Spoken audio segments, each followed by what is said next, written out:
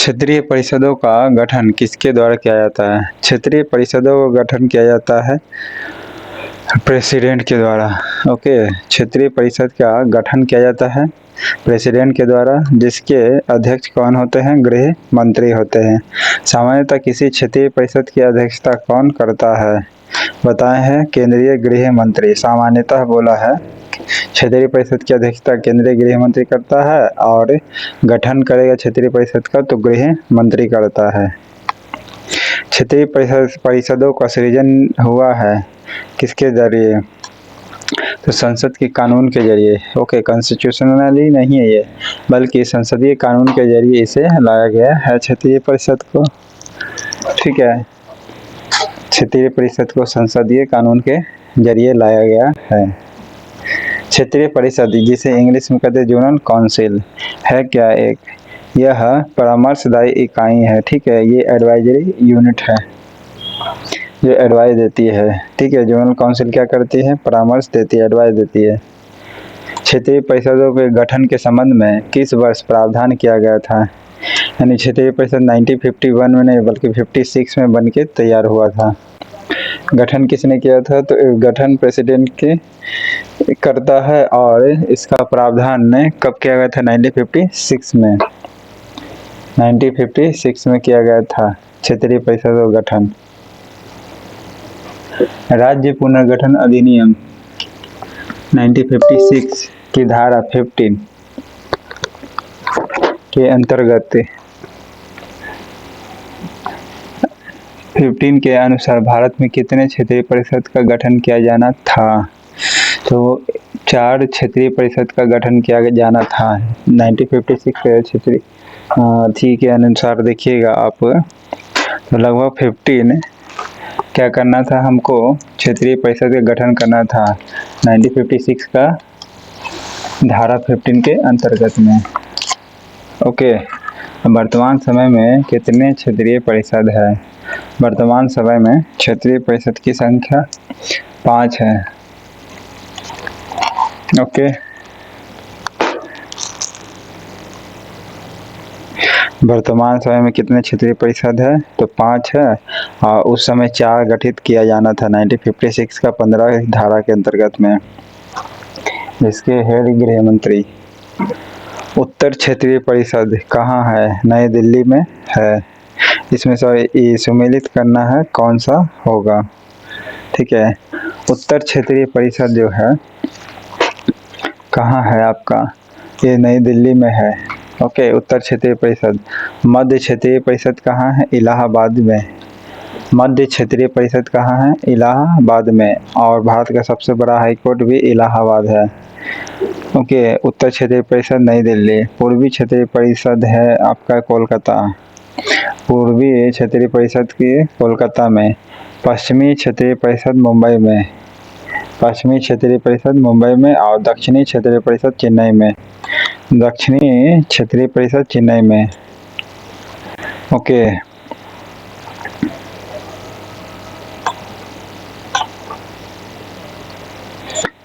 अंतर्राज्यीय परिषद का गठन संविधान के किस अनुच्छेद में है? देखिए, क्षेत्रीय परिषद का ये संसदीय कानून के जरिए लाया गया था, लेकिन इंटर स्टेट काउंसिल जो लाया गया था ना, कॉन्स्टिट्यूशनली ये लाया गया है और ये आया है आर्टिकल 263 के जरिए।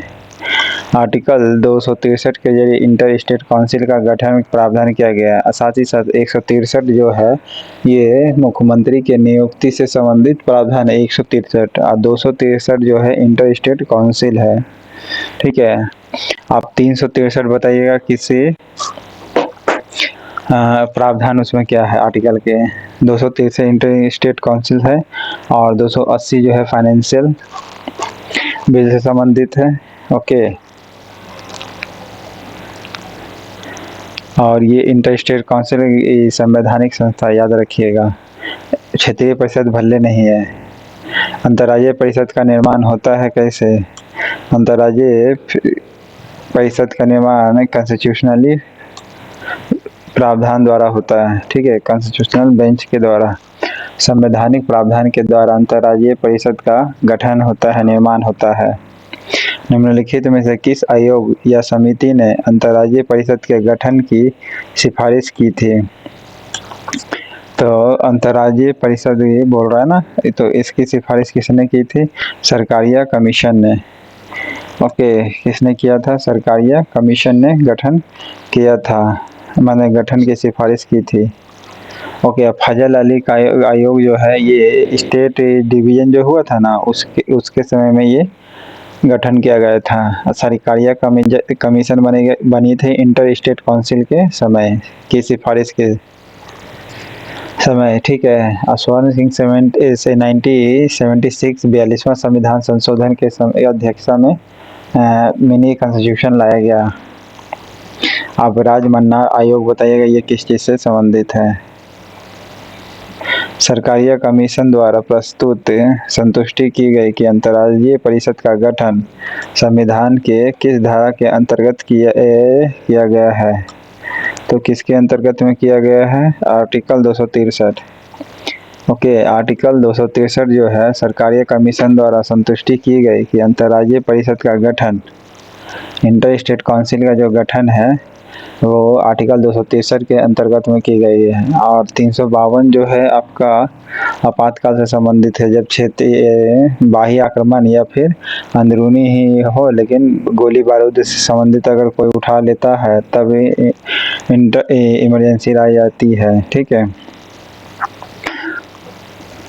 अंतर्राज्यीय परिषद की स्थापना कब हुई है? अंतर्राज्यीय परिषद की स्थापना हुई है 28 मई 1990 को। ओके, इंटर स्टेट काउंसिल की स्थापना कब हुई? 28 मई 1990 को परिषद की स्थापना हुई, अंतर्राज्यीय परिषद की। ठीक है, और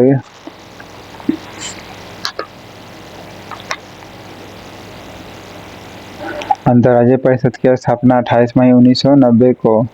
और क्षेत्रीय परिषद के गठन के संबंध में किस वर्ष पर प्रावधान किया था? 1956 को। ओके, जबकि अंतर्राज्यीय परिषद की स्थापना की गई 28 मई 1990। 28 मई 1990। क्षेत्रीय परिषद हो गया 1956, यानी पहले क्षेत्रीय परिषद। किस प्रधानमंत्री के कार्यकाल में अंतर्राज्यीय परिषद का प्रथम बार गठन किया गया था? 1991-90 का बात है, तो वीपी सिंह के समय में ही होगा। ठीक है, वीपी सिंह के समय में ही होगा। ओके, उस समय प्रधानमंत्री वीपी सिंह ही थे, जो 28 मई 1990 के आसपास गठन होता है।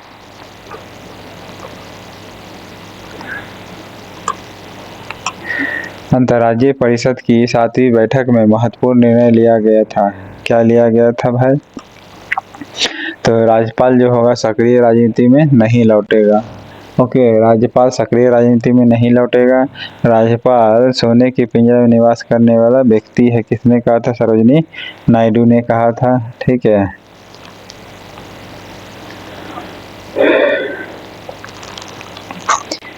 अंतर्राज्यीय परिषद की 7वीं बैठक में याद रखिएगा, 7वीं बैठक बोला है और राज्यपाल भी स की तरह लिखाता है। ठीक है, 7वीं बैठक में नहीं कहा था कि राज्यपाल सक्रिय राजनीति में नहीं लौटेंगे। अंतर्राज्यीय परिषद की नियुक्ति कौन करती है? प्रेसिडेंट करती है। अंतर्राज्यीय परिषद का गठन परिषद की नियुक्ति कौन करता है? प्रेसिडेंट करता है। ठीक है, क्षेत्रीय परिषद का भी कौन करता है? प्रेसिडेंट ही करेगा। क्षेत्रीय परिषद हो या अंतर्राज्यीय इंटर स्टेट काउंसिल हो या जोनल काउंसिल, दोनों को ही प्रेसिडेंट करता है। ठीक है, वर्तमान में जोन 5 है। ठीक है, एक नॉर्थ ईस्ट भी बन चुका है, तो 6 वो हो गया ना। ठीक है, 6 वो हो गया आपका क्षेत्रीय परिषद। राष्ट्रपति द्वारा नियुक्त अंतर्राज्यीय परिषद का प्रमुख कार्य क्या है? तो प्रमुख कार्य क्या है? राज्यों के मध्य उत्पन्न विवादों की जांच करना और उन पर परामर्श देना होता है। राष्ट्रपति द्वारा नियुक्त अंतर्राज्यीय परिषद का प्रमुख कार्य क्या है? राज्यों के मध्य जो विवाद होते हैं उसकी जांच करना और उन पर परामर्श देना होता है। जी हाँ, बिल्कुल। राज्यों के बीच जो विवाद होता है उसकी जांच भी करेगा, उसको एडवाइस भी देगा। इंटर स्टेट काउंसिल ये कुछ या सभी राज्यों के अथवा एक या अधिक राज्यों के समान हित में संबंधित विषयों की जांच कर विचार विमर्श करेगा। ओके, विचार विमर्श करेगा। ठीक है। उपयुक्त विषयों को विशेषकर इनमें से संबंधित नीति और कार्य के बेहतर समन्वय की सिफारिश करेगा। ओके, उपयुक्त जो विषय रहेगा विशेषकर संबंधित जो नीति है उसके कार्य के बेहतर समन्वय की सिफारिश करेगा। बिल्कुल सही है, ऑप्शन डी।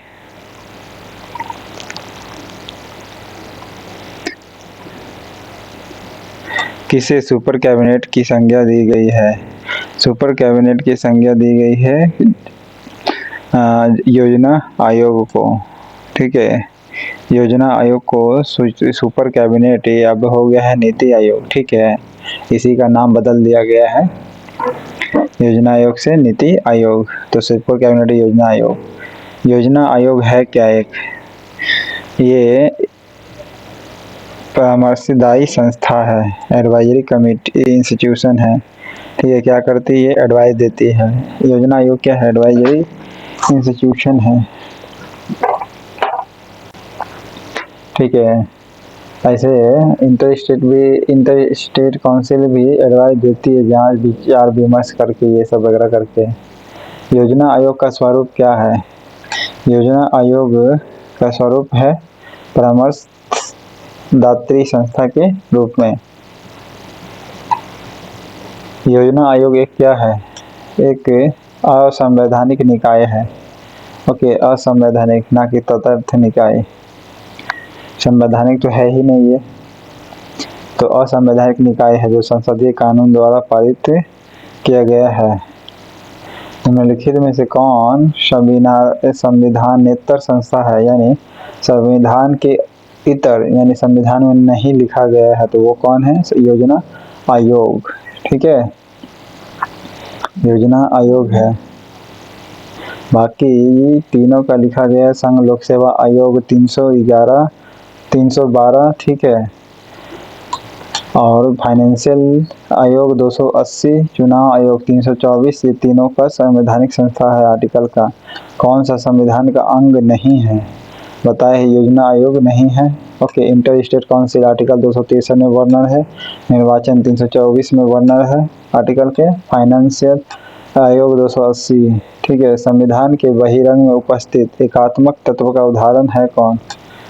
तो संविधान के बहिरंग में एकात्मक तत्व का उदाहरण है योजना आयोग। ओके, योजना आयोग। योजना आयोग जो है एकात्मक तत्व है। एकात्मक तत्व इसलिए कहा गया है संविधान के बहिरंग में क्योंकि ये लगभग सभी के तरह क्या होता है ना, बनाया जाता है। ओके, राज्यपाल की नियुक्ति भी की जाती है, उसी प्रकार योजना आयोग में भी। ओके, निर्वाचन आयोग में भी नियुक्त की जाती है प्रेसिडेंट के द्वारा। अखिल भारतीय सेवाएं में भी, ठीक है, ये भी प्रेसिडेंट के द्वारा। कौन सा एक संवैधानिक निकाय नहीं है? कॉन्स्टिट्यूशनल बेंच यानी इंस्टीट्यूशन नहीं है, तो वो कौन हो जाएगी? योजना आयोग। ठीक है, इनमें से कौन सा है एक संवैधानिक निकाय नहीं है? तो योजना आयोग नहीं है। ठीक है, कॉन्स्टिट्यूशनल निकाय नहीं है ये। बाकी संघ लोक सेवा आयोग, वित्त आयोग और राज्य लोक सेवा आयोग है। निम्नलिखित में से कौन संविधानेतर अविधि बाह्य निकाय है? मतलब संविधान में नहीं लिखा गया, बाहर से लाया गया है। ठीक है, तो योजना आयोग है। आर्टिकल 263 में इंटर स्टेट काउंसिल के बारे में दिया गया है। ठीक है, योजना आयोग के सर्वाधिक प्रभावित हुआ है, योजना आयोग का सर्वाधिक प्रभावित जो हुआ है वो क्या हुआ है? वित्त आयोग। ठीक है, वित्त आयोग ज़्यादा प्रभावित होगा योजना आयोग से। ठीक है, जिसकी व्याख्या 280 में किया गया है। योजना आयोग ने संघवाद को निरस्त कर दिया। यह विचार किसका है? किसका है? तो अशोक चंदा का है। अशोक चंदा ने क्या कहा था? योजना आयोग ने जो संघवाद जो है उसको क्या कर दिया? निरस्त कर दिया, जिसमें कहा गया कि संघ का ही चलेगा। ठीक है, संघवाद का मतलब होता है ओके, इस विचार को ही खत्म कर दिया। तो किसने? अशोक चंदा ने कहा था।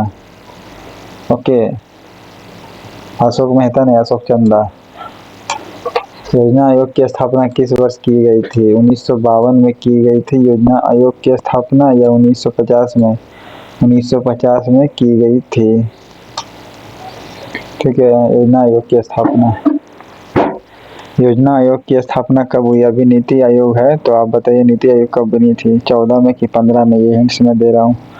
योजना आयोग की स्थापना कब हुई थी? योजना आयोग की स्थापना हुई थी 1950 को। ठीक है, इसमें थोड़ा मिटरा हुआ है।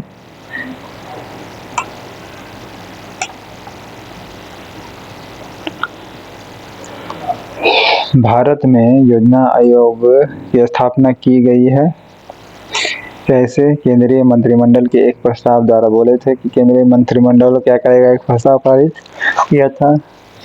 ठीक है, कॉन्स्टिट्यूशन बेंच नहीं है। 1950 में योजना आयोग के गठन निम्नलिखित में से किसके संकल्प द्वारा किया गया था? तो संसद के संकल्प द्वारा किया गया था। ठीक है, या फिर संघीय मंत्रिमंडल के द्वारा? संघीय मंत्रिमंडल के द्वारा किया गया था। ठीक है, संघीय मंत्रिमंडल ने क्या किया? संकल्प पारित किया। ओके, संसद से अच्छा संघीय मंत्रिमंडल ना लाएगा। ठीक है, संसद में तो विपक्ष पक्ष दोनों हो जाता है। ठीक है, तो संघीय मंत्रिमंडल कहिएगा आप। संघीय मंत्रिमंडल नहीं आता तब संसद कहिएगा। ठीक है, योजना आयोग के किस क्षेत्र में कार्य करता है?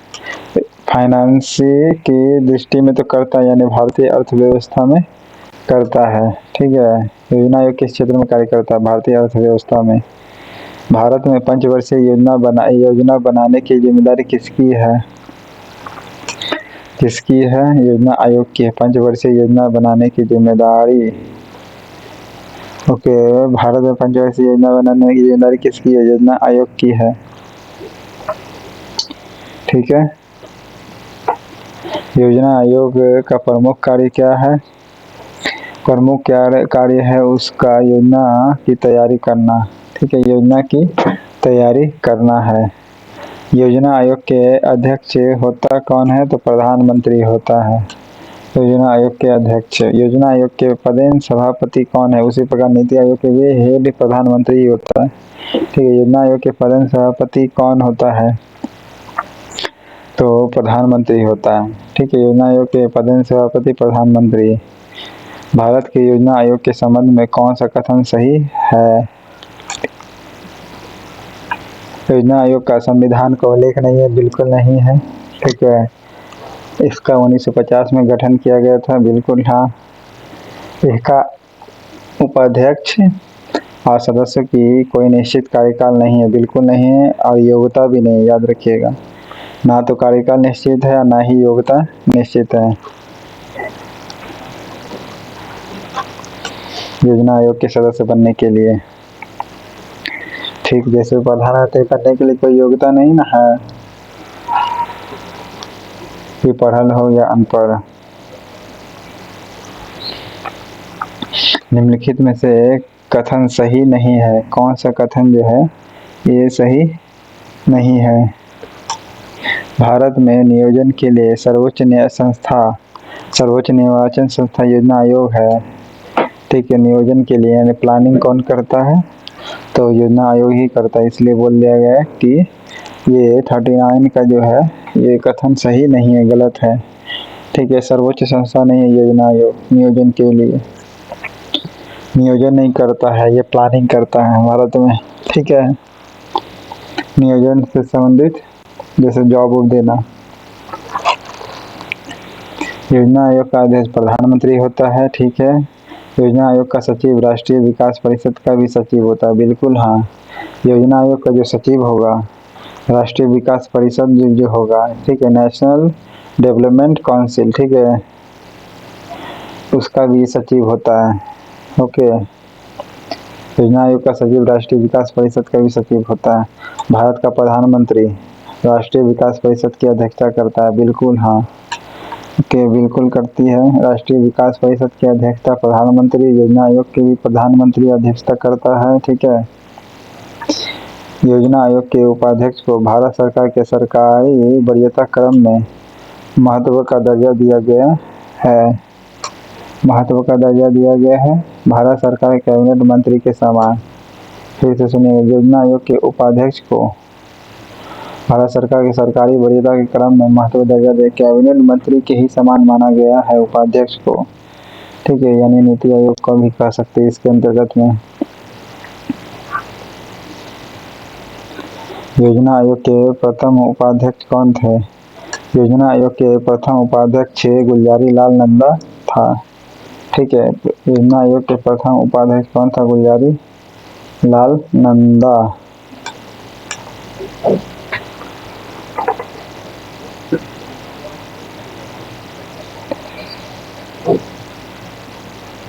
प्रथम उपाध्यक्ष बोला था, अध्यक्ष नहीं। अध्यक्ष बोलता तो जवाहरलाल नेहरू कहिएगा। निम्नलिखित कथनों पर विचार करना है, कौन सा सही है? योजना आयोग भारत में योजना से संबंधित उच्चतम निर्णायक निकाय है। जी नहीं, ऐसा नहीं है, और सभी मिलकर के लेती है निर्णय, ठीक है। ये परामर्श देती है, निर्णायक नहीं है। ये जो बोल रहा दिया ना, उच्चतम निर्णायक, निर्णायक नहीं बल्कि एडवाइजरी इंस्टीट्यूशन है, यहाँ पर एडवाइजरी जोड़िएगा निर्णायक के बदले। भारतीय योजना आयोग के सचिव राष्ट्रीय विकास परिषद के सचिव ही होते हैं। जी हाँ, दोनों के एक ही होते सचिव। भारतीय संविधान की 7वीं सूची की समवर्ती सूची में आर्थिक और सामाजिक नियोजन अंतर्विष्ट है, बिल्कुल हाँ। आर्थिक के साथ साथ सामाजिक, ये दोनों ही है इसमें, ओके। संविधान की 7वीं अनुसूची की समवर्ती सूची में इसमें आर्थिक और सामाजिक नियोजन अंतर्निविष्ट है। योजना आयोग का उपाध्यक्ष किसके समक्ष होता है? योजना कैबिनेट मंत्री के समान बताए थे। उपाध्यक्ष बोल रहा है किसके समान होता है? कैबिनेट मंत्री के समान, ओके। भारत में योजना आयोग जो है 43 से 44 पर, भारत में योजना आयोग एक क्या है? सलाहकारी संस्था है। क्या है? सलाहकारी संस्था है। निम्नलिखित में से कौन सर्वोच्च मंत्रिपरिषद के नाम से जाना जाता है? सर्वोच्च मंत्रिपरिषद के नाम से राष्ट्रीय विकास परिषद जाना जाता है। सर्वोच्च मंत्रिपरिषद के नाम से राष्ट्रीय विकास परिषद जाना जाता है, और राष्ट्रीय विकास परिषद में जो सचिव होगा वही सचिव योजना आयोग के भी सचिव होते हैं, ठीक है।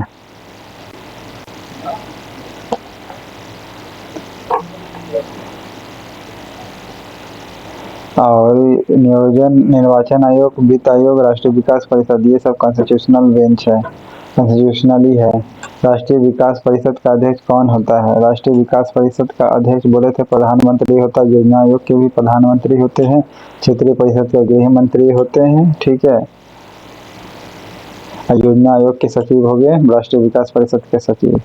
प्रधानमंत्री, यूनियन कैबिनेट मंत्री, मुख्यमंत्री और मंत्री परिषद, ये सभी सदस्य होते हैं किसके? तो राष्ट्रीय विकास परिषद के होते हैं। प्रधानमंत्री के साथ साथ यूनियन कैबिनेट, ठीक है, केंद्र शासित के साथ साथ मुख्यमंत्री और मंत्री परिषद भी होता है, ओके। मंत्री परिषद भी होता है, मंत्रिमंडल नहीं बल्कि मंत्री परिषद भी होता है। यूनियन कैबिनेट मंत्री यानी मंत्री होगा, ठीक है, मुख्यमंत्री होगा, फिर मंत्री का मतलब मंत्री परिषद ही होगा, ठीक है, प्रधानमंत्री होगा, सांसद वगैरह नहीं होता इसमें राष्ट्रीय विकास परिषद में। आम सांसद राष्ट्रीय विकास परिषद का सदस्य नहीं है। कौन नहीं होता है? राष्ट्रपति नहीं होगा राष्ट्रीय, बाकी प्रधानमंत्री तो हेड रहबे करेंगे, राज्यों के मुख्यमंत्री भी शामिल होते हैं, योजना आयोग के सदस्य भी शामिल होते हैं। राष्ट्रीय विकास परिषद के निम्न में से कौन होते हैं? तो राज्य के मुख्यमंत्री भी होते हैं, सही है। केंद्र के साथ साथ राज्य के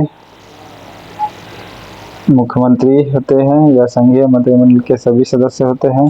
बिल्कुल हाँ। और केंद्र शासित प्रदेशों के प्रशासक भी होते हैं। बिल्कुल सही है, डी होगा।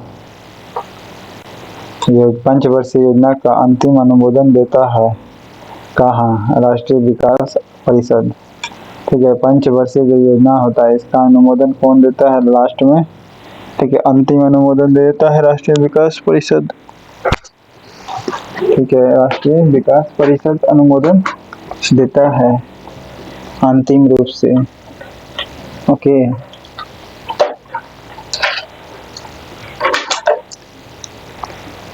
नेक्स्ट है पंचवर्षीय योजनाओं के मसौदे को अंतिम रूप से कौन स्वीकृति प्रदान करता है? पंचवर्षीय योजना को अंतिम रूप से स्वीकृति राष्ट्रीय विकास परिषद ही करेगा। पंचवर्षीय मसौदे को अंतिम रूप से स्वीकृति देगा कौन? राष्ट्रीय विकास परिषद, ओके। फाइनेंस कमीशन की नियुक्ति कौन करती है? राष्ट्रपति करती है, ओके। राष्ट्रीय फाइनेंस कमीशन ज़्यादा प्रभावित हुई है योजना आयोग से, ठीक है। राष्ट्रीय विकास परिषद का मुख्य संबंध किससे होता है? पंचवर्षीय योजना के अनुमोदन से होता है। राष्ट्रीय विकास परिषद का मुख्य संबंध किससे होता है? जो पंचवर्षीय योजना है उसको अनुमोदन से होता है। भारत के पंचवर्षीय योजना के अंतिम रूप से अनुमोदित की जाती है किसके द्वारा? राष्ट्रीय विकास परिषद के द्वारा की जाती है। राष्ट्रीय विकास परिषद अंतिम रूप से अनुमोदित, यानी लास्ट में यही करेगा, उसके बाद पास कर माना जाएगा। नीचे दिए गए कथन को वक्तव्य करना है, कौन सही है? तो कौन सा सही होगा ये बताना है। राष्ट्रीय विकास परिषद का गठन योजना आयोग द्वारा निर्मित योजना का पर्यवेक्षण और समन्वय करने के लिए किया जाता है। ऐसा तो नहीं है, ठीक है।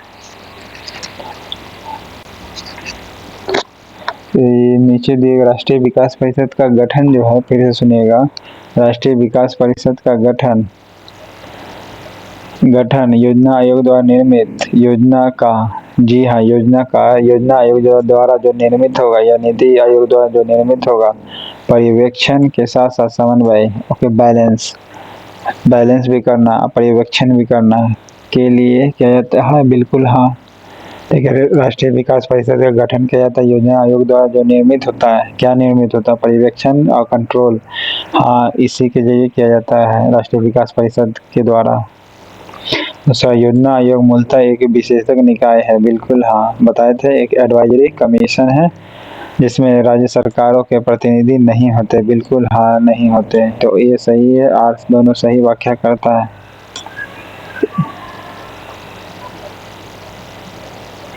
भारत के राज्यों के बीच सहयोग और समन्वय प्राप्त करने के लिए निम्नलिखित संस्थाओं में से कौन सी संविधान के और लीगल इंस्टीट्यूशन है? तो लीगल इंस्टीट्यूशन है आपका कौन? केवल इंटर स्टेट काउंसिल है, इंटर स्टेट काउंसिल। बाकी 55 का बोला ना,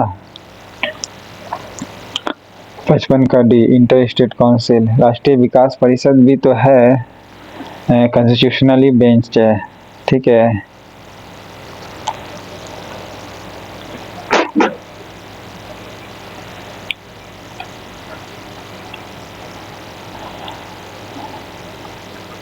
बोल रहा है राज्यों के बीच सहयोग करना हो, समन्वय करना हो, तो इसको प्राप्त करने के लिए, यानी राज्यों के बीच सहयोग का समन्वय करता है, कौन करता है? इंटर स्टेट काउंसिल करती है, ठीक है। सॉरी, ये संविधान के इतर जो है संस्था कौन सी है? वो इंटर स्टेट काउंसिल है। संविधान के यानी संविधान से बाहर। ऑप्शन डी, ये तो गलत है, 2 होगा आंसर। ये तो है, ये संवैधानिक संस्था है ये, inter state council. Okay, article 263 में जो वर्णन है। फिर राष्ट्रीय विकास भी है, ये भी कॉन्स्टिट्यूशनली है। ओके, तो अब इसमें किताब में डी दिया हुआ गलत मानिएगा इसको, ठीक है, क्योंकि अभी तक मैं जितना ही बता रहा हूँ ये चीज़ को ध्यान रखिएगा। अब भारत के राज्यों में थोड़ा सा कटा हुआ है इसमें, ठीक है, 56 का। भारत के राज्यों के बीच क्या होगा? सही होगा। समन्वय कौन करता है? संविधान के बाहर कौन है? राज्यपाल सम्मेलन होगा, ठीक है, अलग। टू हो सकता है, ठीक है। भारतीय राजनीति के संदर्भ में कौन सा कथन सही है ये बताना है। 56वां नंबर क्वेश्चन है। भारतीय लिखा हुआ है, ये मिटा हुआ है। राजनीति के संदर्भ में कौन सा कथन सही है ये बताना है। तो राष्ट्रपति संसद के दोनों सदनों के सत्राधीन ना होने पर ही अध्यादेश जारी कर सकता है। बिल्कुल सही है। अगर सत्र नहीं चल रहा है तभी अध्यादेश जारी करेगी आर्टिकल 1, 2, 3 के यूज करके। राष्ट्रीय विकास परिषद के सदस्य कौन नहीं होते हैं? राज्यों के राज्यपाल नहीं होंगे, ठीक है। बाकी राज्यों के मुख्यमंत्री होते हैं, हाँ। केंद्र शासित प्रदेश के प्रशासक होते हैं, बिल्कुल हाँ, केंद्र शासित प्रदेश के प्रशासक होंगे। और संघीय मंत्रिमंडल के समस्त सदस्य होंगे, मंत्रिमंडल वाला वो भी होगा, ठीक है। नेक्स्ट, राष्ट्रीय विकास परिषद का उद्देश्य क्या है? राष्ट्रीय विकास परिषद का उद्देश्य है पंचवर्षीय योजनाओं का निर्धारण करना और उन्हें सुनिश्चित करना होता है, ठीक है। राष्ट्रीय विकास परिषद का उद्देश्य क्या है? पंचवर्षीय योजनाओं का निर्धारण करना होता है और उन्हें सुनिश्चित करना होता है। फाइनेंस कमीशन क्या है? फाइनेंस कमीशन जो है पंचवर्षीय इंस्टीट्यूशन है, ठीक है। फाइनेंस कमीशन क्या है? पंचवर्षीय निकाय है, ओके। जो कौन नियुक्त करता है? प्रेसिडेंट करेगा। संविधान के अनुच्छेद 280 में वर्णित वित्त आयोग का निर्माण करता कौन है? भारत के राष्ट्रपति है, ठीक है, भारत के राष्ट्रपति होगा। योजना आयोग, विकास परिषद दोनों के हेड प्रधानमंत्री होते हैं, ओके। फाइनेंस कमीशन के हेड कौन होते हैं? बताए हैं। फाइनेंस कमीशन के जो हेड होंगे ये कोई व्यक्ति होता है, ओके। अभी राष्ट्रपति बोल रहा है, अध्यक्ष कौन होते हैं? फाइनेंस कमीशन के हेड होते हैं राष्ट्रपति, ठीक है। फाइनेंस कमीशन के हेड कौन? राष्ट्रपति होते हैं, यही नियुक्त करते हैं किसी व्यक्ति को। फाइनेंस कमीशन का गठन कितनी अवधि के लिए होता है? 6 वर्ष के लिए होता है, ठीक है। लेकिन इसमें 5 वर्ष के लिए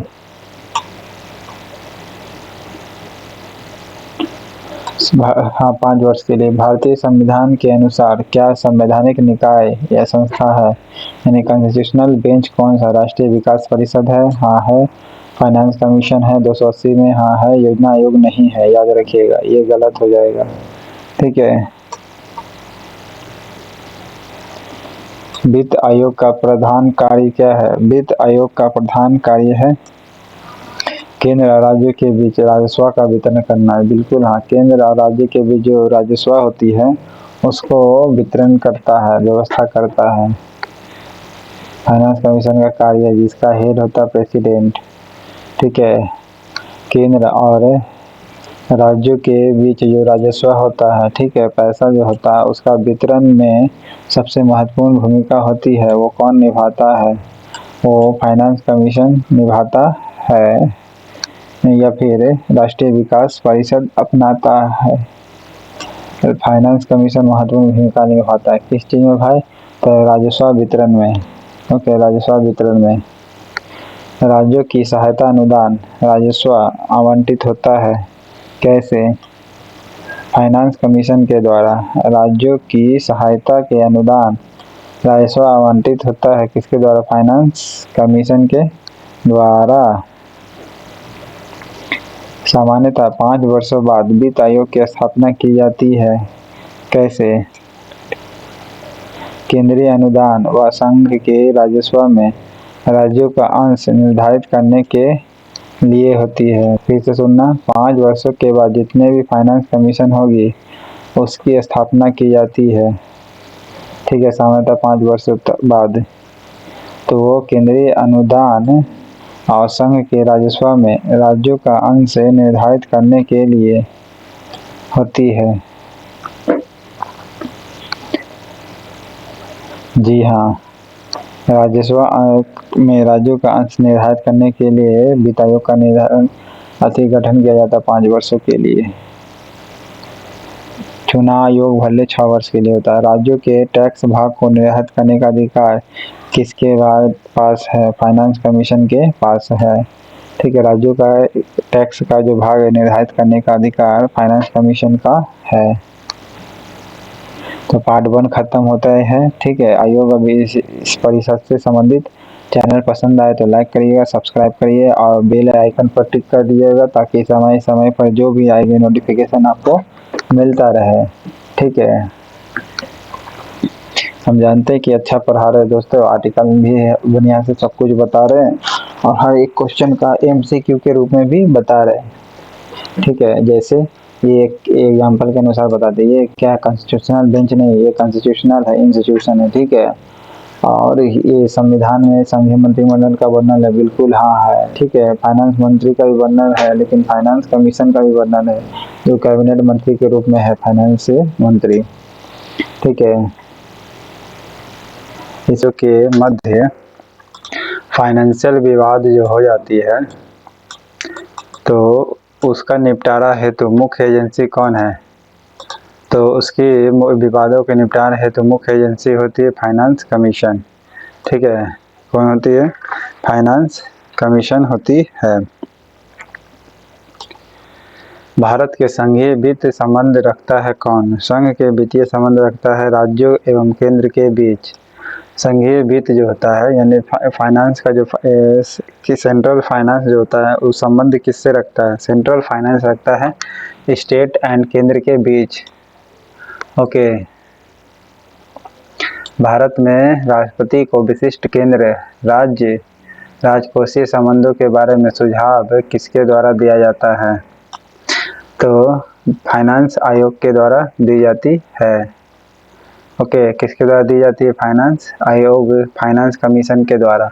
भारत में प्रेसिडेंट को विशिष्ट केंद्र राज्य या राजकोषीय संबंधों के बारे में सुझाव किसके द्वारा दिया जाता है? फाइनेंस कमीशन के द्वारा दी जाती है। संघ और राज्यों के फाइनेंस संसाधनों के वितरण के संबंध में सलाह देने के लिए प्रेसिडेंट किसकी नियुक्ति 5 वर्षों के लिए करती है? फाइनेंस कमीशन आर्टिकल 280 में वर्णित है। इसका क्या करता है? प्रेसिडेंट नियुक्त करता है 5 वर्षों के लिए। किस लिए भाई? तो फाइनेंशियल जो रिसोर्सेस है उसका वितरण करना है, ठीक है। फाइनेंशियल रिसोर्सेस है उसका वितरण के लिए, उसके संबंध में सलाह देने के लिए राष्ट्रपति किसकी नियुक्ति करता है? तो फाइनेंस कमीशन का सलाह देने के लिए। कौन सा ट्रिब्यूनल है? प्राधिकरण को इंग्लिश में कहते हैं ट्रिब्यूनल। भारत की समेकित निधि में से राज्यों का राजस्व जो होता है उसका सहायता अनुदान देने वाली जो सिद्धांत की अनुशंसा करता कौन है? फाइनेंस कमीशन करती है, ठीक है। फाइनेंस कमीशन करेगी, ठीक है। ये कॉन्स्टिट्यूशनली इंस्टीट्यूट है, राष्ट्रीय विकास भी है, ठीक है। ये दोनों जो है भारतीय संसद के कानून के द्वारा पारित किया गया है। कौन सा एक फाइनेंस कमीशन का कार्य नहीं है? फाइनेंस कमीशन का कार्य नहीं है क्या? व्यापार टैक्स का विभाजन, ओके। व्यापार टैक्स जो होता है उसका विभाजन नहीं करेगा, इसका तो वित्त मंत्री करती है। बाकी उत्पाद शुल्क का विभाजन करेगा फाइनेंस कमीशन, आयकर विभाजन करेगा, ओके। आयकर जो विभाजन होता है उसका, फिर सहायतार्थ अनुदान, ठीक है, सहायतार्थ अनुदान, इसका भी वित्त आयोग कार्य करता है। राज्यों को वित्तीय आवंटन किसकी संतुष्टि पर किया जाता है? किसकी संतुष्टि पर किया जाता है? फाइनेंस कमीशन के संतुष्टि पर, ठीक है। राज्यों का वित्तीय आवंटन जो होता है किसकी संतुष्टि पर किया जाता है? फाइनेंस कमीशन के संतुष्टि पर की जाती है। केंद्र राज्य वित्तीय संबंधों का निर्धारण कौन करता है? फाइनेंस कमीशन जारी करता है। केंद्र राज्य के वित्त में संबंधों का निर्धारण कौन करता है? फाइनेंस कमीशन करता है। ओके, ये सरकारी आयोग किस लिए गठित की गई थी? इंटर स्टेट काउंसिल बनाने के लिए गठित की गई थी, इंटर स्टेट काउंसिल। ओके, भारतीय संविधान के किस अनुच्छेद के अंतर्गत वित्त आयोग का गठन है? आर्टिकल 280, ठीक है, आर्टिकल 280 या 368 में अमेंडमेंट है का संविधान का अमेंडमेंट करना है तो आर्टिकल 368 है, ठीक है, जिसमें समय समय पर अगर लगे सरकार को कि इस प्रकार का व्यवस्था होना चाहिए तो आर्टिकल 368 में वर्णन है। ओके, फाइनेंस आयोग में, ठीक है, फाइनेंस कमीशन के हेड के अतिरिक्त कितने सदस्यों की व्यवस्था होती है? पहले तो फाइनेंस कमीशन का गठन कौन करता है? प्रेसिडेंट करता है, ठीक है, और फाइनेंस कमीशन का भी हेड होता है प्रेसिडेंट, और उसी हेड के अतिरिक्त कितने सदस्य होते हैं?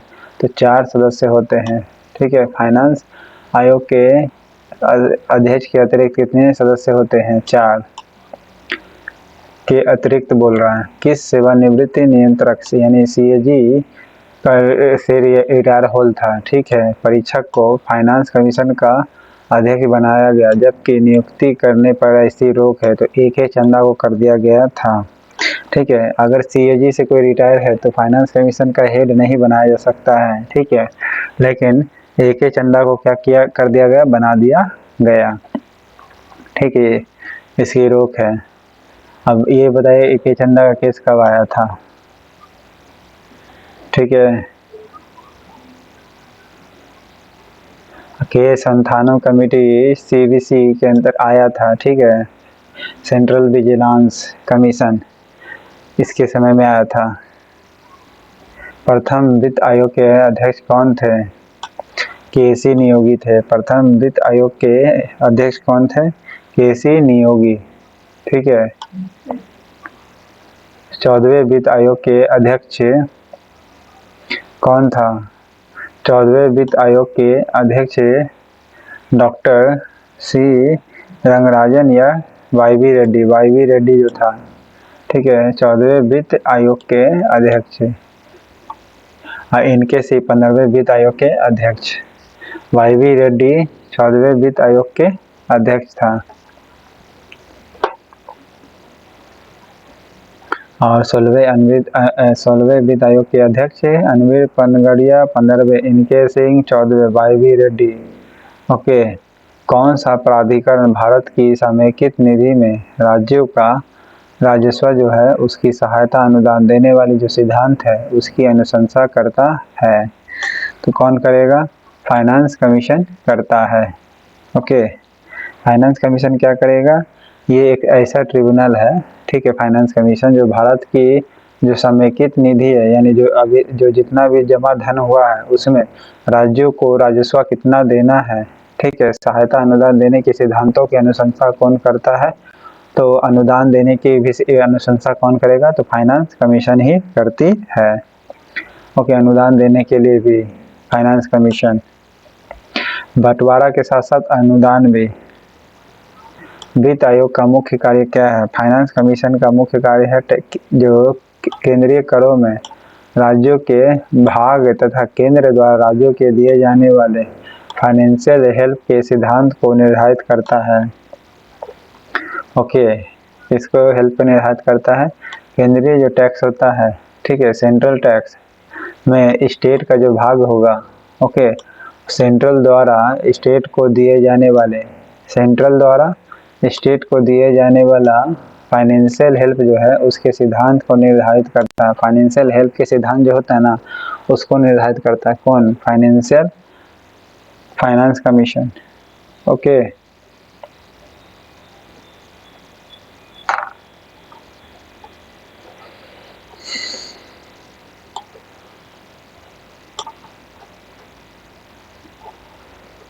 केंद्र और राज्य के बीच धन बंटवारे के संबंध में कौन राय देता है? केंद्र और राज्य के बीच में फाइनेंस कमीशन देता है, ठीक है। यानी सेंट्रल या स्टेट के बीच जो धन बंटवारा करेंगे उसके संबंध में कौन राय देगा? फाइनेंस कमीशन देगी। ओके,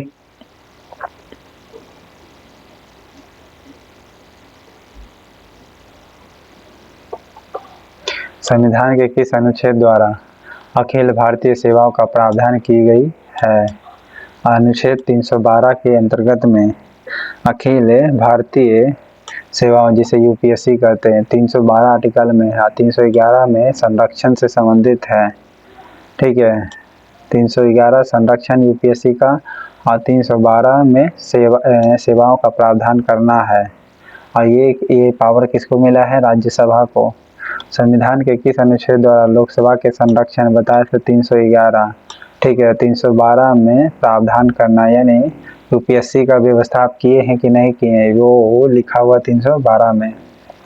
ओके, और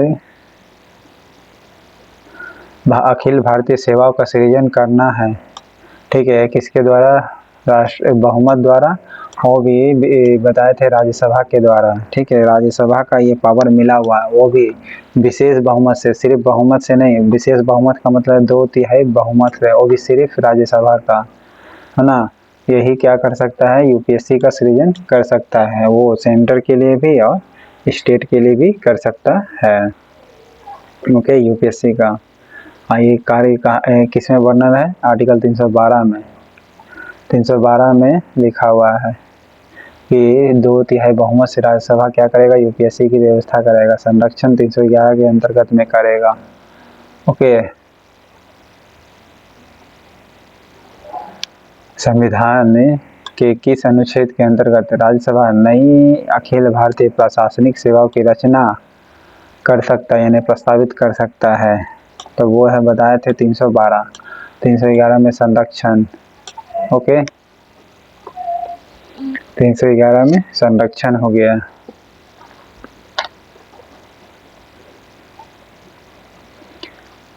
क्या भारत में संयुक्त राज्य अमेरिका की भांति लोक सेवाओं का विभाजन है? जी नहीं, ठीक है, लोक सेवाओं में विभाजन नहीं है। ओके, क्या नहीं है?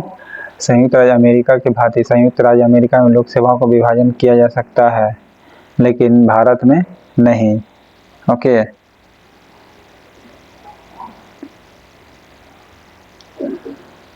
और 2/3 बहुमत से राज्यसभा क्या कर सकती? बना सकती है।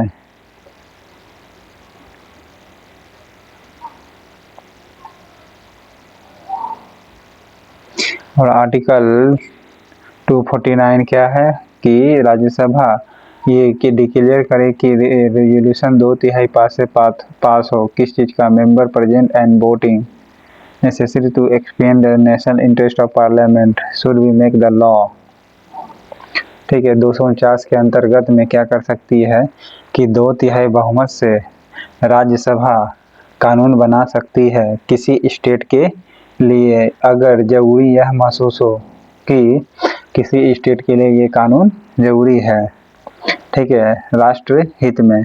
ओके, नेशनल इंटरेस्ट में ये राज्यसभा को लगेगा तब वो डिक्लेयर कर सकती है कि हाँ 2/3 बहुमत से बनाया जा सकता है, उसके लिए स्पेशल कानून नेशनल इंटरेस्ट रहना चाहिए पर। ओके, आर्टिकल 249 के जरिए किसी भी मैटर पर बस नेशनल इंटरेस्ट होना चाहिए यानी राष्ट्रीय हित। ओके, भारत में किस प्रकार के प्रशासनिक सेवाएं हैं अखिल भारतीय भी सेवा है, ठीक है, केंद्रीय सेवा भी है, प्रांतीय सेवा भी है, तीनों है। ओके, भारत कौन अखिल भारतीय सेवाएं नहीं है ये बताना है। अखिल भारतीय सेवाएं आपका ऑडिट एंड अकाउंट नहीं है, ठीक है, CAG जो है ये ऑडिट अकाउंट नहीं है, भारतीय ऑडिट एंड अकाउंट ये नहीं, अखिल भारतीय नहीं है। बाकी तो कॉन्स्टिट्यूशनली तो है ही। ओके, बाकी आ रहे, लेकिन अखिल भारतीय कौन कौन है? भारतीय प्रशासनिक सेवा, पुलिस सेवा और वन सेवा, IAF, IAS, IPS। Okay,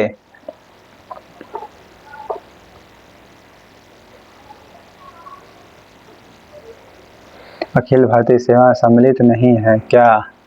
administration service, police service, forest service, तीनों है।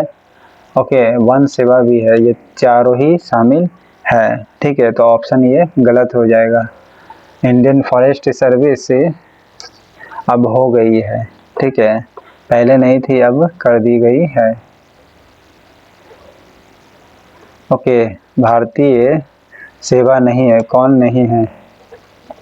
ऐसे बोला जाएगा, भारतीय अखिल भारतीय सेवा में सम्मिलित नहीं, तो भारतीय विदेश सेवा कहिएगा। अखिल भारतीय सेवा में सम्मिलित कौन नहीं है भाई? तो 93 जो है डी, ये राजस्व नहीं है, ठीक है, भारतीय राजस्व सेवा जो है ये अखिल भारतीय सेवा नहीं है। बाकी वन सेवा, पुलिस सेवा, एडमिनिस्ट्रेशन सर्विस तो है, फॉरेस्ट सर्विस भी है, पुलिस सेवा भी है।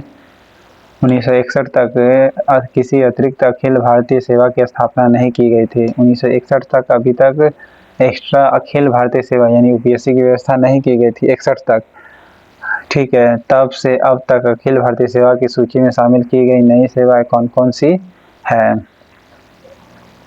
तो कौन कौन सी है?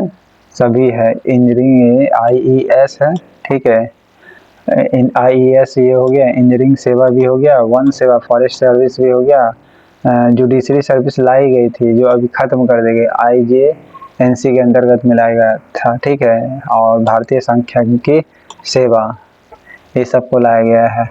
तो 6 अभी हटा दीजिएगा, 5 तक रहने दीजिएगा, ठीक है। भारतीय लोक प्रशासन संस्थान की स्थापना कब हुई है? लोक प्रशासन यानी एडमिनिस्ट्रेशन के बारे में बात कर रहा है, तो कब हुई थी? 1954 को, ठीक है। लोक प्रशासन की स्थापना की गई थी 1954 में, ठीक है, लोक प्रशासन की संस्थान की स्थापना 1954 में की गई थी। भारतीय पुलिस सेवा का प्रशिक्षण कहाँ होता है? तो पुलिस सेवा का प्रशिक्षण हैदराबाद में होता है। पुलिस का प्रशिक्षण कहाँ होता है? हैदराबाद में। अखिल भारतीय सेवाओं की नियुक्ति की जाती है किसके जरिए? प्रेसिडेंट के जरिए की जाती है। और अखिल भारतीय सेवा का अगर क्रिएट करना हो तो आर्टिकल किसमें वर्णन है? 312 में प्रेसिडेंट करेगी, राज्यसभा करेगी 2/3 बहुमत से, ठीक है। अब है 98, सिविल सेवाओं का भारतीयकरण किसने किया था? लॉर्ड लिटन या लॉर्ड रिपन ने? तो लॉर्ड लिटन के समय में सिविल सेवाओं का भारतीयकरण किया गया था, ठीक है, लॉर्ड लिटन के समय में भारतीयकरण कर दिया गया था UPSC का, यानी एक तरह से कहिए तो, ठीक है।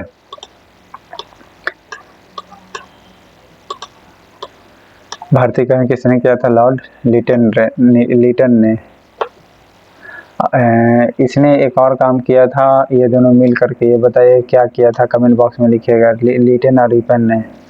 भारतीय सेवाओं का गठन कर सकता है कौन? तो ये संसद कर सकता है, ओके, और संसद में राज्यसभा 2/3 बहुमत से। इंडियन एडमिनिस्ट्रेशन सर्विस तथा इंडियन पुलिस सर्विस को समाप्त करने की सिफारिश किसने की थी? राज्य मन्नार आयोग ने। IAS और IPS की सिफारिश किसने की थी खत्म किया जाए? तो राजमन्नार आयोग था, ठीक है, वो राजमन्नार आयोग IAS IPS को खत्म करना चाह रहा था, ठीक है। संविधान का कौन सा अनुच्छेद संघ लोक सेवा आयोग से संबंधित है? UPSC से बताए थे 312 है, ठीक है। 315 भी है, ये मत सोचिएगा 315 नहीं है, 315 भी है। 312 राज्यसभा क्या करेगी, लोकसभा को गठन करेगी। और शुद्ध रूप से अगर बोला गया कार्य के बारे में तो 315 है अनुच्छेद लोकसभा के कार्य से संबंधित। 324 चुनाव आयोग से संबंधित है, ठीक है। संविधान के किस अनुच्छेद द्वारा संघ एवं राज्य के लिए लोक सेवा आयोग का प्रावधान किया गया है? संघ के लिए साथ ही साथ राज्य के लिए तो 312 में वर्णन है या 315 में? 315 में कि आप राज्य के लिए भी और केंद्र के लिए भी लोक सेवा आयोग का प्रावधान कर सकता है, तो आर्टिकल 315 में वर्णन है, ठीक है। और राज्यसभा कर सकती है वो आर्टिकल 312 में, ठीक है। अब दोनों का क्रिएट करना हो तो 315 में आर्टिकल में आता है।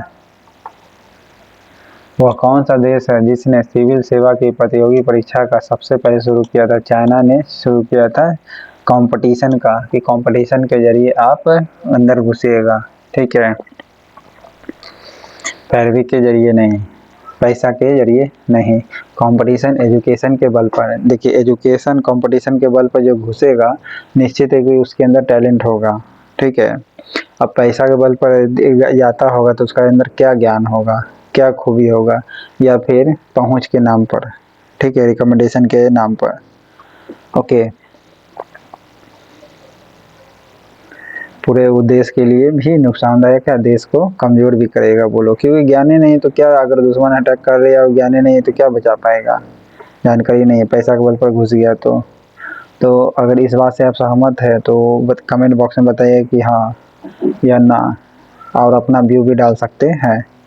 संघ लोक सेवा आयोग का प्रमुख कार्य क्या है?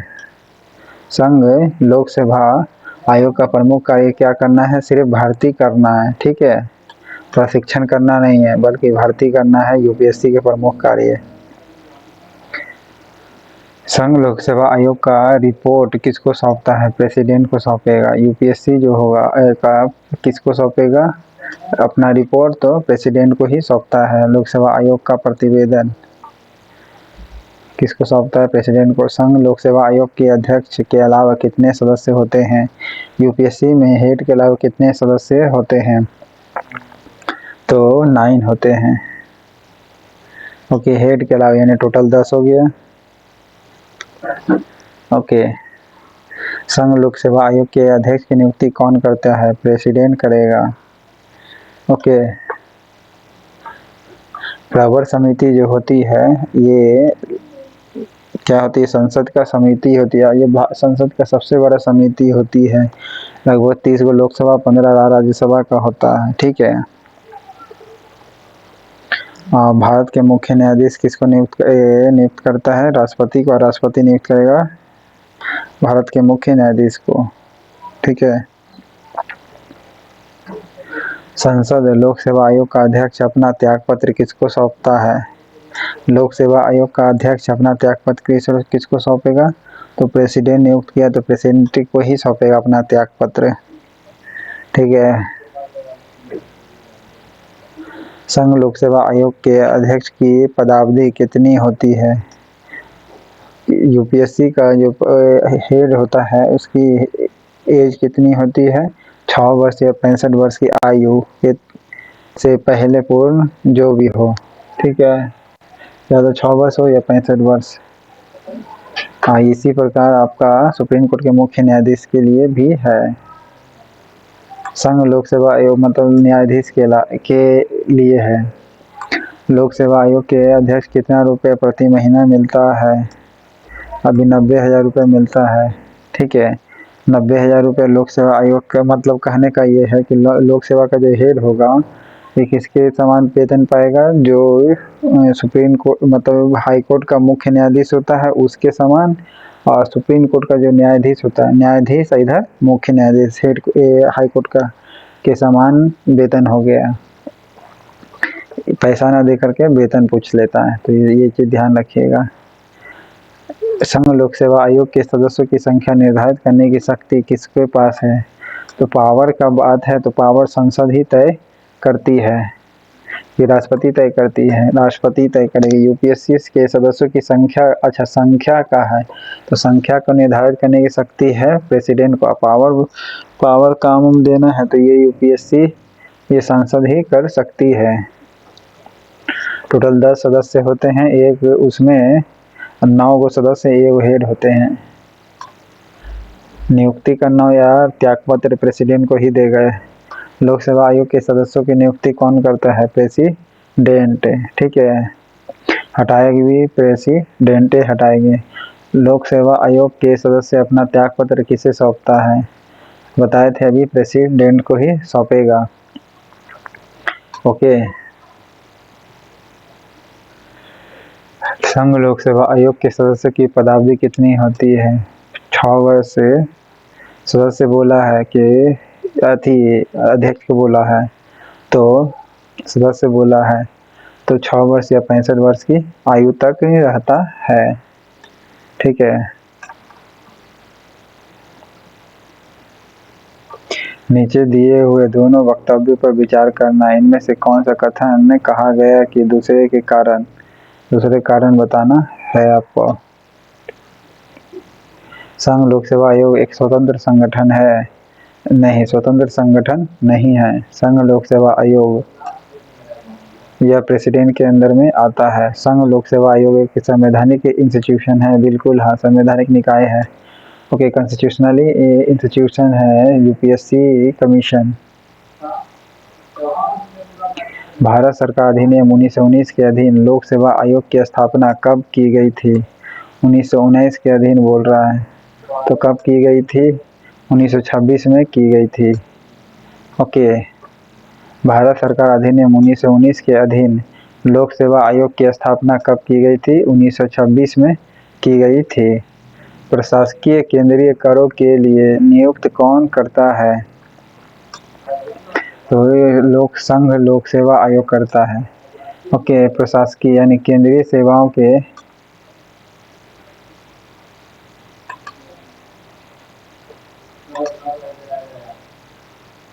कौन करता है? 1919 के अंतर्गत में लोक सेवा आयोग की स्थापना की गई है। 1926 में भारत सरकार अधिनियम 1919 के अधीन लोक सेवा आयोग की स्थापना कब की गई थी? तो 1900 अधिनियम आया था 1919 में और स्थापित हुआ 1926 में, ठीक है। 1919 में अधिनियम, 26 में बना। प्रशासकीय यानी केंद्रीय सेवाओं के लिए नियुक्त कौन करता है? नियुक्ति करता है कौन? तो प्रेसिडेंट करेगा या फिर संघ लोक सेवा आयोग करता है? देखिए, सेवाओं के लिए नियुक्ति करता है कौन? संघ लोक सेवा आयोग, यानी भर्ती करता है, ठीक है। शपथ तो दिलाएगा प्रेसिडेंट ही। यूपीएससी नियुक्त करेगा यानी भर्ती करेगा और शपथ दिलाएगा राष्ट्रपति। 2 या 2 से अधिक राज्यों के लिए गठित संयुक्त राज्य लोक सेवा आयोग के अध्यक्ष और सदस्य की नियुक्ति कौन करता है? तो कौन करेगा? प्रेसिडेंट करेगा। 2 या 2 से अधिक राज्यों के लिए गठित संयुक्त राज्य लोक सेवा आयोग 2 राज्य के लिए भी हो सकता है या अधिक राज्य के लिए भी हो सकता है, ठीक है। कॉमन है, लोक सेवा आयोग बना सकते हैं। उसके हेड और सदस्य की नियुक्ति कौन करता है? प्रेसिडेंट करेगी। संयुक्त राज्य लोक सेवा आयोग के अध्यक्ष तथा सदस्य की पदावधि कितनी होती है? 6 वर्ष होती है या 62 वर्ष, जो भी पहले पूर्ण हो। संयुक्त राज्य लोक सेवा, देखिए राज्य लोक सेवा बोला, अगर केंद्र का बोल देता, ठीक है, खाली बोलता है संयुक्त लोक सेवा आयोग, तो बोलिएगा 65 वर्ष या 6 वर्ष। लेकिन राज्य लोक सेवा आयोग के अध्यक्ष हो या सदस्य हो, दोनों, अध्यक्ष के साथ साथ सदस्य भी, तो उसके लिए 6 वर्ष या 62 वर्ष हो गई। संयुक्त राज्य लोक सेवा आयोग के अध्यक्ष तथा सदस्य अपना त्यागपत्र किसको सौंपते हैं? तो प्रेसिडेंट को सौंपते बताए थे। नियुक्ति करेगा राष्ट्रपति, ठीक है, लेकिन भर्ती करेगा यूपीएससी। ओके, इसके सदस्य की नियुक्ति हो या कुछ भी हो, राष्ट्रपति करेगा। राष्ट्रपति इस संयुक्त राज्य लोक सेवा आयोग के अध्यक्ष तथा सदस्यों को साबित कदाचार्य एवं असमर्थता के आधार पर कौन पद मुक्त कर सकता है? तो राष्ट्रपति निकाल सकता है जॉब से।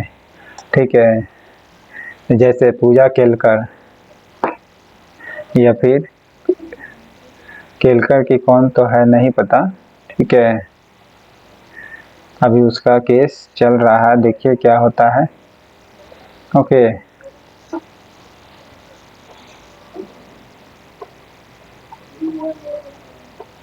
संविधान के अनुसार लोक सेवा आयोग के कृत्य सरकार के लिए है क्या? कि वह लोक सेवा आयोग क्या है? एक सलाहकारी कमीशन है। ठीक है, सलाहकारी एडवाइजरी कमीशन होगी। ओके, यूपीएससी क्या होगी? एडवाइजरी कमीशन होगी सरकार के लिए। लोक सेवा आयोग यानी यूपीएससी आयोग के सदस्यों की नियुक्ति किसके द्वारा की गई है? बताए थे, प्रेसिडेंट के द्वारा नियुक्त की जाती है, अपॉइंट की जाती है। ठीक है, अपॉइंट कौन करेगा? प्रेसिडेंट करेगा। स्टेट पीएससी के हेड की नियुक्ति कौन करता है? इसका भी हेड की नियुक्ति प्रेसिडेंट ही करेगा। ठीक है, या फिर राज्यपाल नियुक्त करता है? जी नहीं, राज्यपाल करेगा, प्रेसिडेंट नहीं करेगा। राज्य लोक सेवा आयोग के अध्यक्ष की नियुक्ति गवर्नर करेगा, और यही सिर्फ लोक सेवा आयोग का हेड करता तो प्रेसिडेंट कहते हैं। लेकिन राज्य लगा दिया तो राज्यपाल, राज्य के लिए राज्यपाल, राज्य के लिए राज्यपाल। ओके, राज्य लोक सेवा आयोग के अध्यक्ष एवं सदस्य अपना त्यागपत्र किसे सौंपता है? तो किसे सौंपेगा? राज्यपाल को। राज्य लोक सेवा बोल रहा है तो राज्यपाल को अपना त्यागपत्र सौंपेगा। हेड हो या सदस्य हो, हेड हो या सदस्य हो, राज्यपाल को सौंपेगा। राज्य लोक सेवा आयोग का सदस्य सेवानिवृत्ति के पश्चात जिस नियोजन के लिए पात्र है वह नियोजन क्या है? संघ लोक सेवा आयोग का सदस्य अथवा अध्यक्ष होगा। फिर से सुनिएगा, राज्य लोक सेवा आयोग के जो सदस्य होते हैं उससे सेवानिवृत्ति के पश्चात जिस नियोजन के लिए पात्र है वह नियोजन कौन सी है? तो संघ लोक सेवा आयोग का सदस्य अथवा अध्यक्ष होगा। संविधान के किस संशोधन द्वारा राज्य लोक सेवा आयोग के जो हेड होते हैं या सदस्य होते हैं उसकी आयु 60 वर्ष से बढ़ाकर 62 वर्ष कर दी गई है? बिल्कुल हाँ, कर दी गई है। तो कब की गई थी? तो 41वें संविधान संशोधन हुआ था ना, तब। ठीक है, राज्य लोक सेवा का मैं बात कर रहा हूँ। ठीक है, राज्य लोक सेवा के सदस्य की आयु 60 से 62 वर्ष कर दी गई। ठीक है, सदस्य यानी हेड हो या सदस्य हो, दोनों का 62 वर्ष कर दिया गया है। कब? तो 41वें संविधान संशोधन के द्वारा।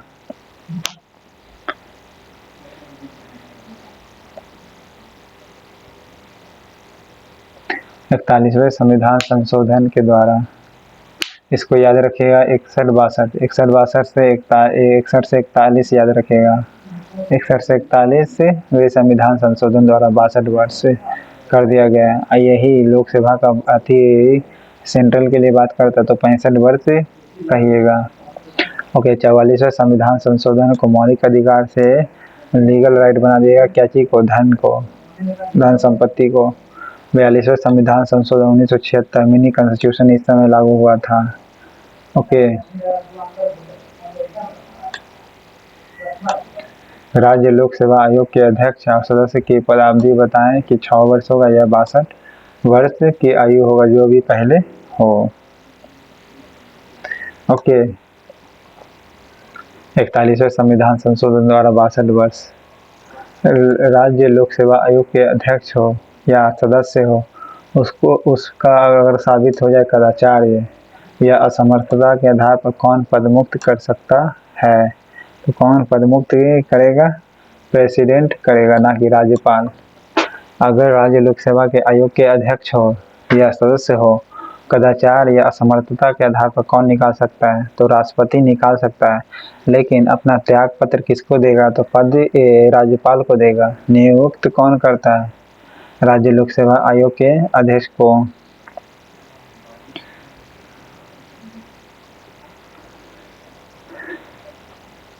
राज्य लोक सेवा आयोग के अध्यक्ष तथा सदस्य को निलंबित करने की शक्ति किसके पास है? निकाल सकता है कौन?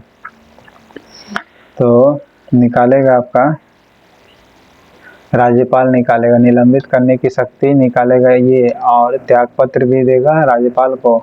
लेकिन साबित कदाचार से पद मुक्त अब पूरा दम हटा सकता है। निलंबित सिर्फ कर सकता है राज्यपाल, लेकिन पद मुक्त कौन कर देगा? राष्ट्रपति।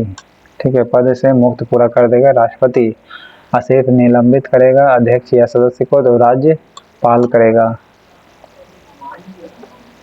ठीक है, निम्नलिखित कथनों पर विचार करना है। तो क्या होगा? केंद्रीय प्रशासीकरण अधिकरण यानी सेंट्रल एडमिनिस्ट्रेशन ट्रिब्यूनल जो है लाल बहादुर शास्त्री के प्रधानमंत्री रहने के काल में गठित हुई थी। बिल्कुल गलत, ऐसा नहीं है। CAT कैट के सदस्य न्यायिक तथा प्रशासनिक दोनों क्षेत्रों के लिए जाते हैं। कैट, जी हाँ, दोनों के लिए लिए जाते हैं। ऑप्शन 2, कैट के जो सदस्य होते हैं न्यायिक के साथ साथ एडमिनिस्ट्रेशन, ठीक है, जुडिशरी के साथ साथ एडमिनिस्ट्रेशन दोनों क्षेत्रों से लिए जाते हैं कैट के सदस्य अगर बनाना है तो।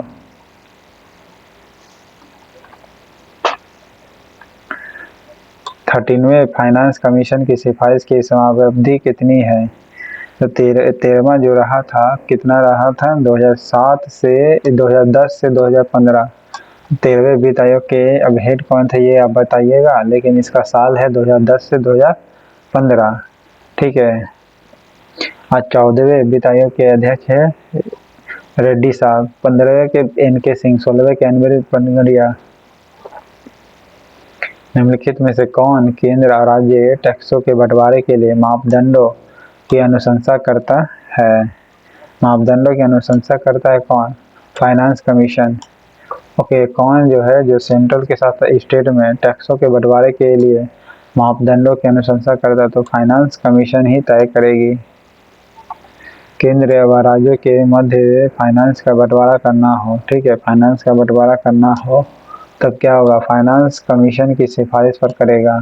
ठीक है, फाइनेंस कमीशन की सिफारिश पर क्या करेगा? फाइनेंस का बंटवारा कर देगा केंद्र और राज्य के बीच। भारत में पंचवर्षीय योजना का अनुमोदन करने वाला सर्वोच्च निकाय कौन है? योजना आयोग है। ठीक है, योजना आयोग है या फिर राष्ट्रीय विकास परिषद है। अनुमोदन, पंचवर्षीय योजना का अनुमोदन करने वाला सर्वोच्च निकाय तथा अंतिम निकाय, सर्वोच्च निकाय के साथ साथ अंतिम निकाय ये सिर्फ राष्ट्रीय विकास परिषद है। ठीक है, योजना आयोग तो क्या अनुमोदन नहीं बल्कि एडवाइस दे सकता है। ठीक है, कौन सा संवैधानिक निकाय नहीं है? कॉन्स्टिट्यूशनल इंस्टीट्यूशन नहीं, योजना आयोग नहीं है। बाकी राष्ट्रीय महिला आयोग, वित्त आयोग, फिर अनुसूचित जनजाति आयोग, अनुसूचित जाति आयोग, ये सब कॉन्स्टिट्यूशनल है। आर्टिकल 338 में वर्णन है। 280 वित्त आयोग। ठीक है, संघ लोक सेवा आयोग के सदस्यों को पद पर कार्यकाल होता है कितना? संघ लोक सेवा आयोग के सदस्य की आयु 6 वर्ष रहेगा या 65 वर्ष की आयु तक रहेगा। 6 वर्ष या 65 आयु। यही राज्य के लिए रहता है तो 6 वर्ष रहता, लेकिन उम्र 62 वर्ष हो जाता है। और 62 वर्ष जो किया गया 41वें संविधान संशोधन स्टेट के लिए किया गया था। कौन सा आयोग संवैधानिक उपबंधों द्वारा स्थापित नहीं की गई है, यानी कॉन्स्टिट्यूशनली नहीं है? तो योजना आयोग जो है ये नहीं है। आर्टिकल 312 में वर्णन है ये संघ लोक सेवा आयोग का। ओके, फाइनेंस 280, चुनाव आयोग 324। भारत में पहली बार लोक सेवा आयोग की स्थापना जिस अधिनियम में हुई वो कौन सा अधिनियम था? तो गवर्नमेंट ऑफ इंडिया एक्ट 99। ठीक है, जब लोक सेवा आयोग का गठन किया जा रहा था तो वो उस समय अधिनियम कौन था? 1990। ठीक है, और 1926 में लागू होती है। 1919 में अधिनियम आता है एक्ट करके। ठीक है, government of India act 1919। Bharat में संघ लोक सेवा आयोग के लिए कौन सा सही है? इसका स्टेट लोक सेवा आयोग जो है इससे कोई लेना देना नहीं है। ठीक है, संघ लोक सेवा आयोग का कार्य इससे राज्य का लोक सेवा जो आयोग है उससे कोई मतलब नहीं है। ठीक है, भारत के योजना आयोग का प्रथम अध्यक्ष कौन था? योजना आयोग के प्रथम अध्यक्ष बोला है तो पंडित जवाहरलाल नेहरू, जिसके हेड होता है पीएम। ठीक है। राष्ट्रीय विकास परिषद की अध्यक्षता कौन करता है? बताया था भारत के प्रधानमंत्री करता है। ये सर्वोच्च निकाय भी है और साथ ही साथ अंतिम निकाय भी है। ओके।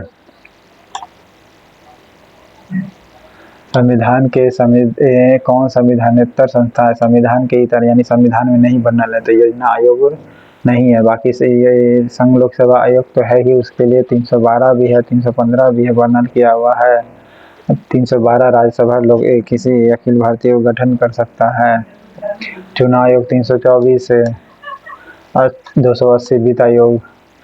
किस संवैधानिक अधिनियम को उनके पद से पदमुक्त करने के लिए इम्पीचमेंट की प्रक्रिया का पालन आवश्यकता नहीं है? इम्पीचमेंट नहीं लाया जा सकता, कोई ज़रूरत नहीं है। लोक सेवा आयोग के अध्यक्ष को अगर हटाना है तो ये कौन हटा सकता है? प्रेसिडेंट ही निकाल सकता है, लेकिन इसके लिए कोई इम्पीचमेंट की ज़रूरत नहीं होती है। बाकी प्रेसिडेंट को हटाना हो या वाइस प्रेसिडेंट को या न्यायालय के न्यायाधीश को, कोई भी न्यायाधीश को, तब इम्पीचमेंट की आवश्यकता होती है। ठीक है।